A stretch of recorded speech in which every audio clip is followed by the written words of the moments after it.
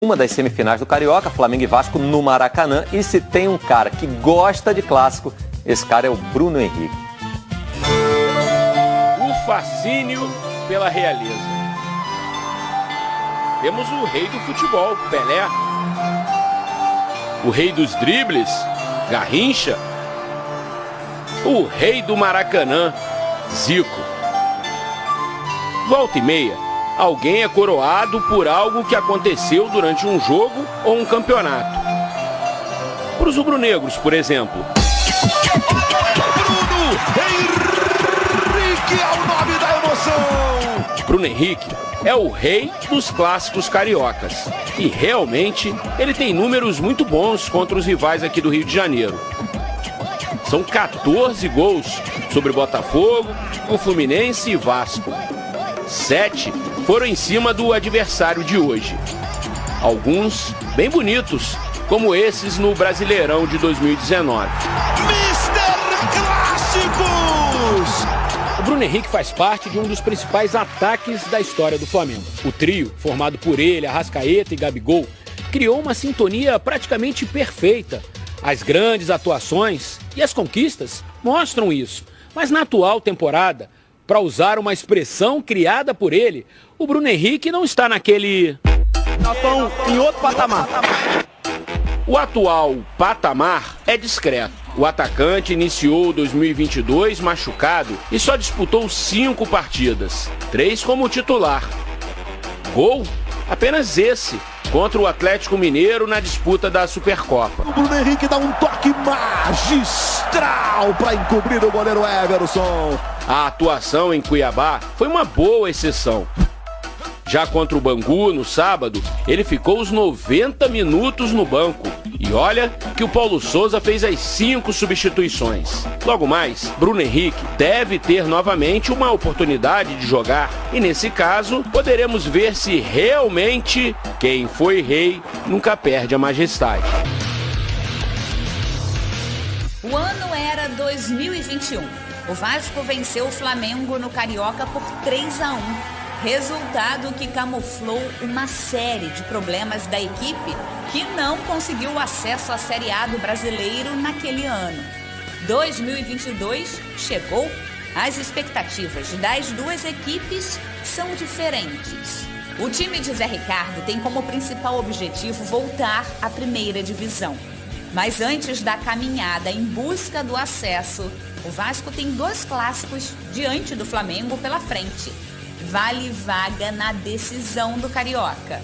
Assim como eles eram tidos como favoritos contra o Palmeiras, contra recentemente o Atlético Mineiro.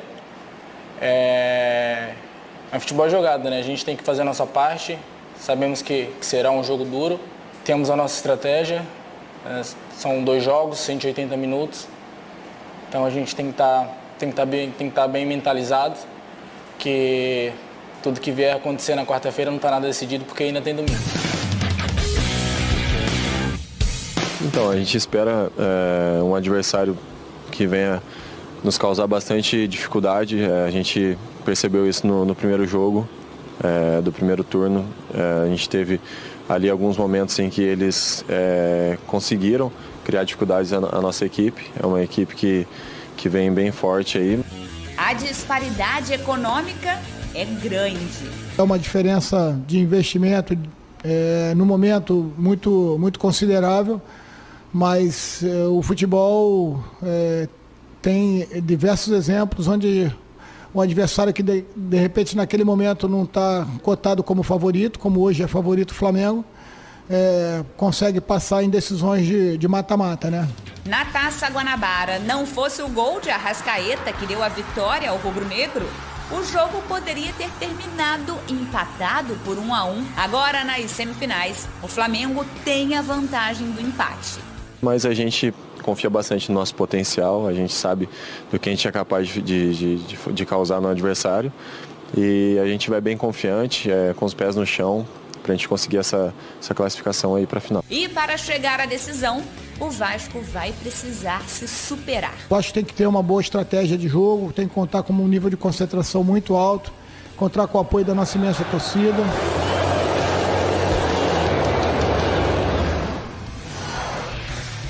podem decidir o clássico. Então a gente tem números do Nenê e do Arrascaeta. Bom, o Nenê já fez 10 jogos, os 10 como titular, o Arrascaeta com menos jogos, tá?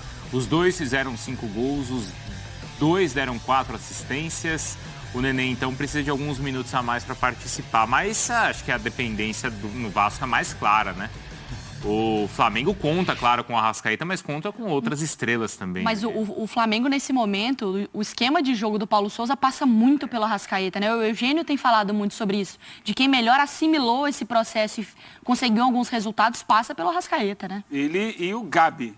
Não falo o próprio Paulo Souza, né? São jogadores que mais assimilaram e que mais têm sido decisivos, mais presentes. Às vezes, ser decisivo ali não é fazer o gol, mas é participar da construção da jogada, ou com uma assistência, ou com uma pré-assistência, né? Aquele último passe antes da assistência. E o Arrascaeta tem sido muito importante no Flamengo. O Arrascaeta decidiu o último jogo com o Vasco, né? Sim.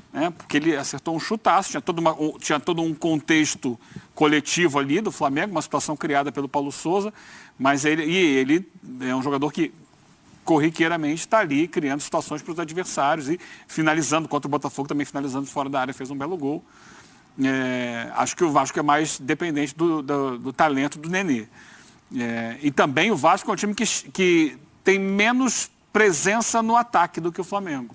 Então, assim, isso vai puxar o número do Nenê um pouco para baixo, porque ele não está o tempo todo criando. O Flamengo é um time que, vamos lá, 80% do tempo do jogo, ele está propondo e a bola está passando pelos pés do Arrascaeta e do Gabigol. O Nenê tem menos oportunidade para fazer isso, porque o Vasco tem sido um time mais que se defende para sair em contra-ataque. E aí, nessas poucas oportunidades, ele muitas vezes faz a diferença, sim. Eu estou vendo o Raniel ali ao lado do Gabigol, também é figura importante. Na primeira partida, ainda na fase anterior da competição, ele não escalou o Raniel. Sim. Era aquele momento de jogos decisivos também ali de Copa do Brasil, o Raniel não estava. Foi até uma escolha ali, por um lado, também mais defensiva ali do Vasco. Como é que será que vai ser hoje, hein? Então, antes da bola rolar, a cara do jogo é do Flamengo tendo mais a bola e jogando no campo de ataque. E o Zé Ricardo não está escondendo de ninguém que ele está formando um Vasco com essa cara para a temporada, né? Ele testou situações diferentes, mas a gente vai elogiar mais um padrão defensivo que está começando a ser encontrado. O Vasco tem escapatória em velocidade. O Vasco tenta agredir o adversário, muito menos controlando a bola e envolvendo o adversário com troca de passes e muito mais partindo para dentro com mais velocidade quando tem a posse da bola. Talvez seja essa a cara para toda a temporada. Eu acho que deve ser. Não sei se é a opção mais correta, mas eu acho que deve ser. Acho que a tendência hoje, Bruno, mesmo entendendo que é uma primeira partida, é um Vasco e Flamengo, é que o Flamengo tenha mais a bola no campo de ataque. Porque essa deve ser uma realidade com quase em todos os jogos do Flamengo. Isso não foi uma realidade o tempo inteiro na disputa contra o Atlético, na taça, porque os dois ficaram dividindo ali em algum momento. Mas o Flamengo sempre tentou jogar no campo de ataque. Deve acontecer isso hoje de novo. Do primeiro confronto que a gente viu de Vasco e Flamengo, o que o Vasco pode tirar e fazer diferente para esse confronto agora, pensando em semifinal? Porque foi um jogo complicado, né? Tiveram algumas questões de arbitragem, de reclamação. Não foi um jogo 3-4-0 para o Flamengo. Decidido no último lance. Foi decidido no último lance. O que o Vasco tira desse jogo? Acho que tira muita coisa. Acima de tudo, a personalidade que o time mostrou naquela partida. Tá. Porque vamos fazer um paralelo com o que foi dito aqui nesse programa mais cedo sobre o América Mineiro. Né? De não se desesperar no jogo, apesar da clara diferença técnica. Calma, vamos jogar, vamos ter força mental, vamos nos equilibrar emocionalmente, sabendo que tem um plano de jogo e tentar seguir esse plano de jogo. Quando precisar... tem uma questão ali de segurar um pouco mais o tempo, valoriza, esfria e tal. O Vasco teve isso no jogo e isso conseguiu fazer com que ele chegasse até o finalzinho vivo.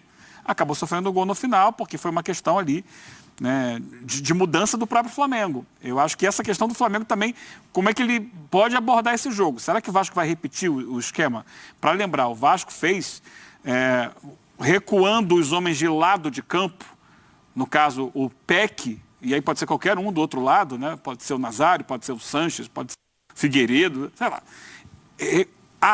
Recuando o máximo ao lado da linha de defesa.